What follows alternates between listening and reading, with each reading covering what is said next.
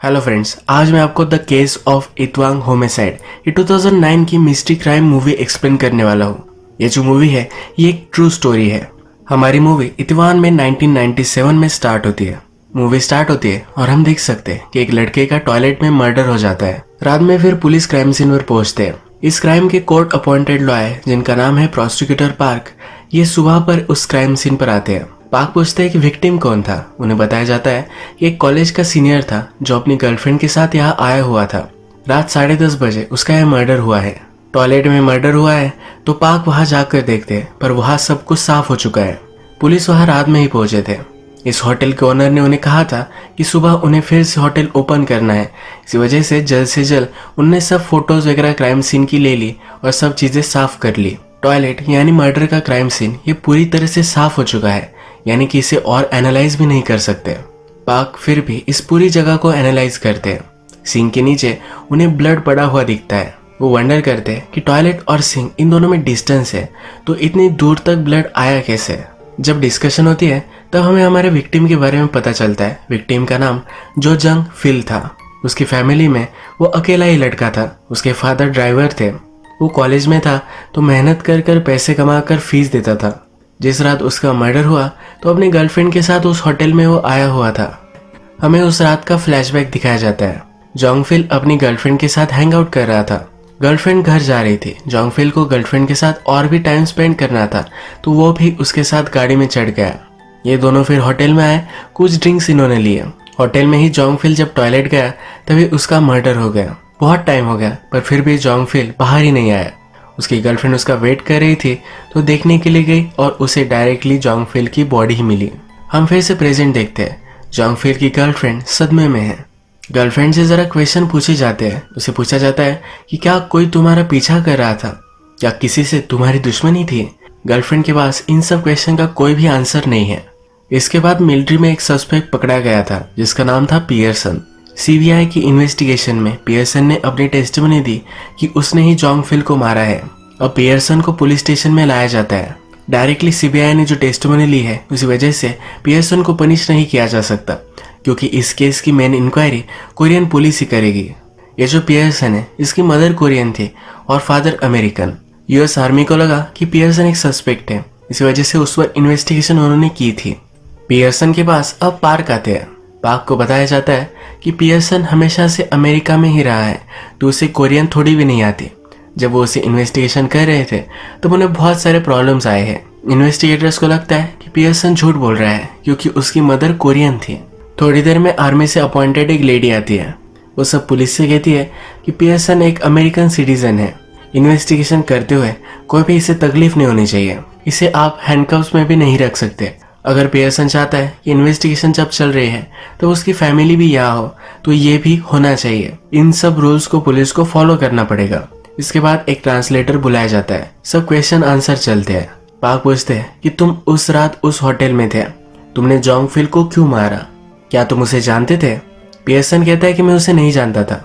Park पूछते हैं क्या तुम्हारी कोई फाइट हुई थी। कहता है कि ऐसा कुछ भी नहीं हुआ, मैं सिर्फ टॉयलेट गया और वहां पर उसका मर्डर होते हुए मैंने देखा। पियर्सन कहता है कि जोंगफिल का मर्डर उसके फ्रेंड एलेक्स ने किया था। एलेक्स का पता भी पुलिस लगा रहे हैं, पर 2-3 दिनों से एलेक्स उन्हें कहीं भी नहीं मिल रहा। पियर्सन के कपड़ों में ब्लड था जो उसने गटर में फेंक दिए थे। ये कपड़े पुलिस के पास है। ये वो पियर्सन को फिर से दिखाते हैं। वो कहते हैं कुछ भी सच होगा वो हम पता कर ही लेंगे। इसके बाद नेक्स्ट सीन में हम देखते हैं कि एलेक्स और उसके फादर ये दोनों पार्क के पास आते हैं। एलेक्स पहले गायब था और ये खुद पार्क के पास आ चुका है। एलेक्स के फादर कहते हैं कि एलेक्स डर गया था। वो सिर्फ देखने में बड़ा दिखता है पर फिर भी वो छोटा ही है। फादर को लगता है कि एलेक्स एक मासूम बच्चे की तरह है। पार्क फिर एलेक्स से क्वेश्चन पूछना स्टार्ट करते हैं।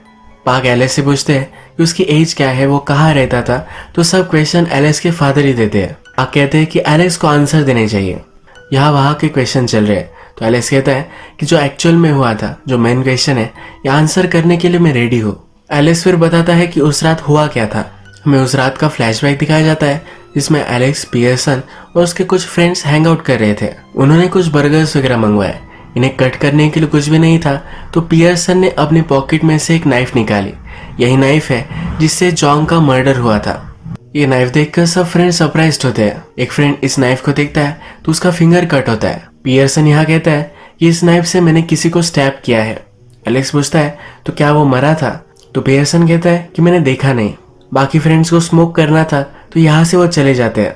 इसके बाद जॉन्गफेल टॉयलेट में गया और पियर्सन बोला तुम्हें मैं कुछ दिखाना चाहता हूँ, ये देखकर तुम्हें मजा आएगा। पियर्सन टॉयलेट में गया। एलिस के हाथ जरा खराब हो गए थे तो वो भी हाथ धोने के लिए अंदर गया। वहां पर पियर्सन ने जॉन्गफेल पर वार कर उसे मार डाला। थोड़ा सा ब्लड एलेक्स पर भी गिर गया। अब ये जो सब कह रहा था ये एलेक्स कह रहा था, ये सच है या गलत ये कोई भी बता नहीं सकता। एलेक्स और पियर्सन को एक साथ बिठाया जाता है।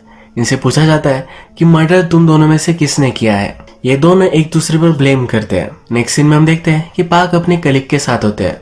कलीग उनसे कहते हैं कि सीआईडी की इन्वेस्टिगेशन हुई थी, उस इन्वेस्टिगेशन में पियर्सन ने बता दिया था कि उसने ही जॉन्गफेल का मर्डर किया है, अब उन्हें और इन्वेस्टिगेशन नहीं करनी चाहिए, ये वो पाक को कहते हैं। पाक कहता है कि केस सीआईडी के पास नहीं है, हम ही हैं जो इस केस की प्राइमरी इन्वेस्टिगेशन कर सकते हैं। पियर्सन ने क्यों कहा था कि उसने जॉन्गफेल को मार डाला है, तो ये पूछने के लिए पाक उसके पास जाते हैं। पियर्सन कहता है कि मुझे कोरियन नहीं आती, उस टेस्टिमोनी में क्या लिखा था ये मैं पढ़ नहीं पाया और मैंने साइन कर दी। सीआईडी के लोग मुझे प्रेशराइज कर रहे थे। अब उस रात की स्टोरी पियर्सन सुनाता है। जो सब एलेक्स ने कहा था उसका सब ऑपोजिट यहाँ हुआ है।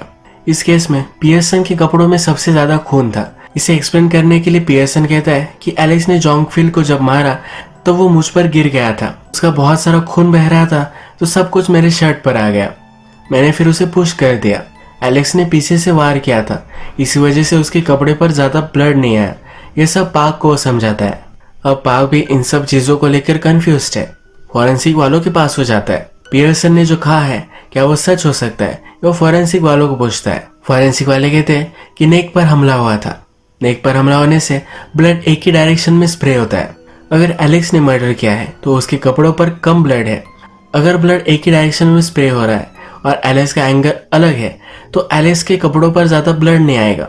ये चीज यहाँ एक्सप्लेन हो सकती है, यानी कि पियर्सन ने जो कहा है ये सच हो सकता है। पाक और भी इन्वेस्टिगेशन कर एलेक्स को मर्डर के लिए चार्ज करते हैं। एलेक्स के फादर एक रिच आदमी है, ये बड़े बड़े लोगों को जानते हैं।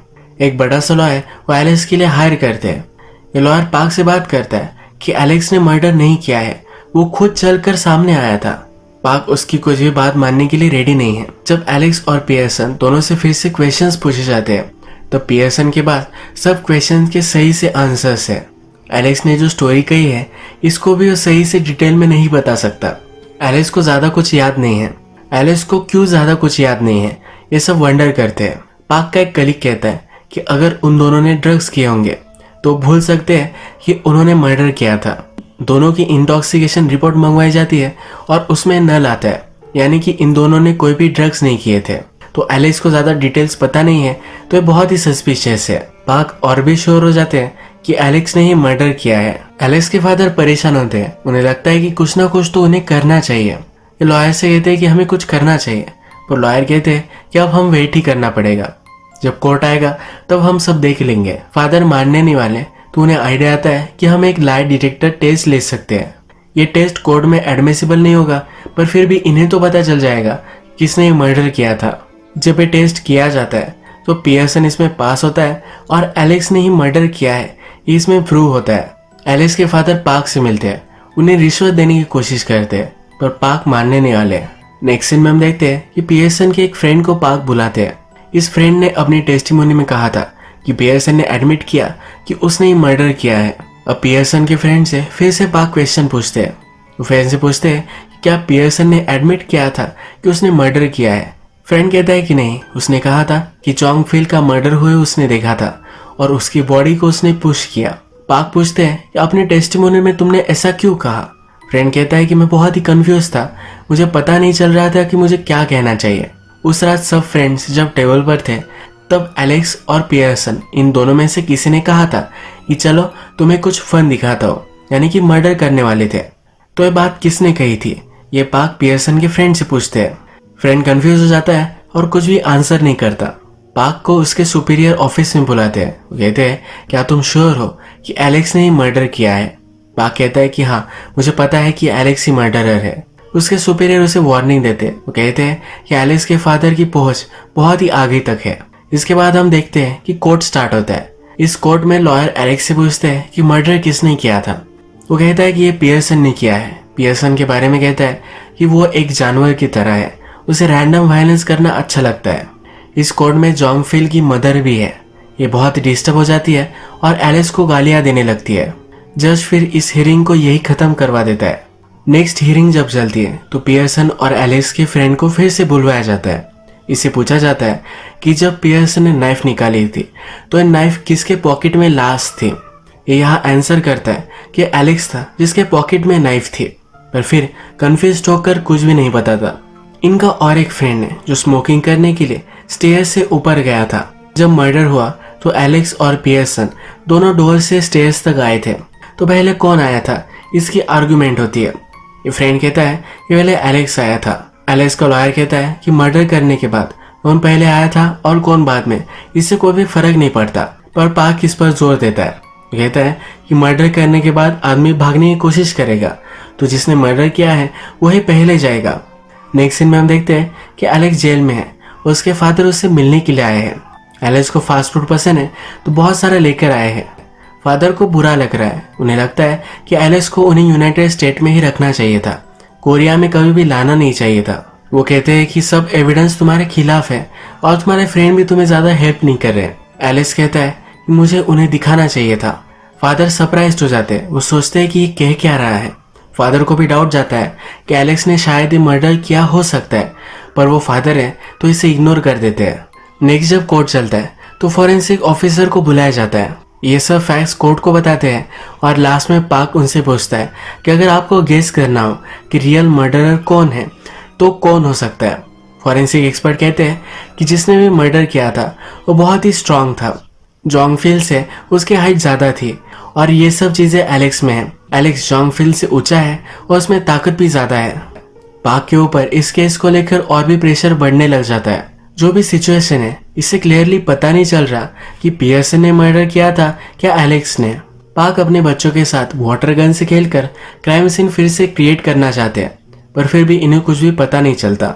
और एक हियरिंग स्टार्ट होती है। इसमें एलेक्स के लॉयर कहते हैं कि आपने कहा था कि एलेक्स की हाइट ज्यादा है इसीलिए एलेक्स ने मर्डर किया हो सकता है, पर ऐसा नहीं है। जब आदमी टॉयलेट करता है तो थोड़ा सा वो झुकता है। इसी सिली आर्गुमेंट पर पाक और एलेक्स के लॉयर ये दोनों झगड़ते हैं।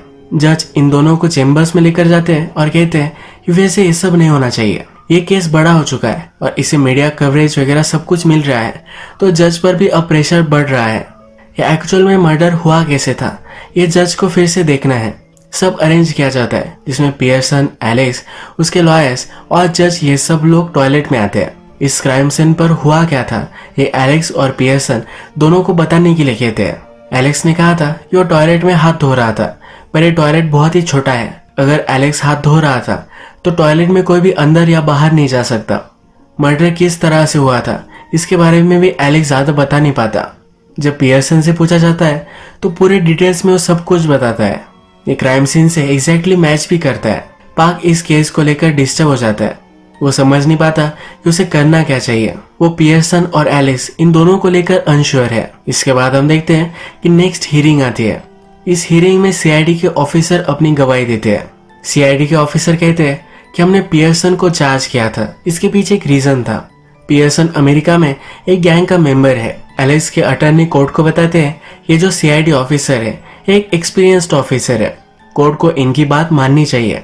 इसी हियरिंग में पियर्सन और एलेक्स का और एक फ्रेंड आगे आता है। ये अपनी टेस्टिमोनी अब साफ साफ देता है। वो कहता है कि जिस रात मर्डर हुआ था तब एलेक्स की शर्ट पर बहुत ही खून था और वो मेरे पास आया। मैंने उससे पूछा कि हुआ क्या है, तो एलेक्स ने कहा कि मैंने एक आदमी का मर्डर कर दिया है, उसे कर कर बहुत मजा आया। अब इससे साफ साफ पता चल जाता है कि एलेक्स ही मर्डरर है। पाक जज से कहते हैं कि एलेक्स 18 ईयर्स का है पर फिर भी एक हैवान है। उसने सिर्फ मजे के लिए जॉन फिल को मार डाला। उसे मैक्सिमम पेनल्टी यानी कि डेथ पेनल्टी होनी चाहिए। जज एलेक्स को उम्र कैद देते हैं और पियर्सन ने थोड़े दिनों के लिए एलेक्स को कवर किया था, इसी वजह से 1-1.5 साल की उसे सजा सुनाते हैं। एलेक्स अभी भी मानता नहीं। वो कहता है कि मैंने मर्डर नहीं किया है। एलेक्स के फादर हार नहीं मानते, कहते हैं कि मैं और कुछ ना कुछ तो करूंगा ही। वो फिर से हाई कोर्ट में जाकर इस केस को रीओपन करते हैं। पर पहली बार जो हुआ था यानी कि मर्डर किसने किया है पियर्सन ने या एलेक्स ने, इस तरह से वो नहीं लड़ते। इस बार वो एक चीज को लेकर लड़ते हैं। वो कहते हैं कि एलेक्स ने मर्डर किया है, इसके पूरे एविडेंस नहीं है। एलेक्स ने मर्डर शायद नहीं भी किया है। इस कोर्ट की हियरिंग होती है और एलेक्स इनोसेंट है ये प्रूव कर दिया जाता है। जोंग फिल की मदर भी इस हियरिंग में थी। उसके बेटे की किलर को छोड़ दिया है ये देखकर वो बहुत रोती है। वो फिर पाक के पास आती है। पाक को पूछती है कि हुआ क्या, अगर एलेक्स ने मर्डर नहीं किया है तो पियर्सन ने किया है, ये तो प्रूव होना चाहिए था। पियर्सन को भी सिर्फ 1 ही साल तक सजा हुई है, ये सब गलत है।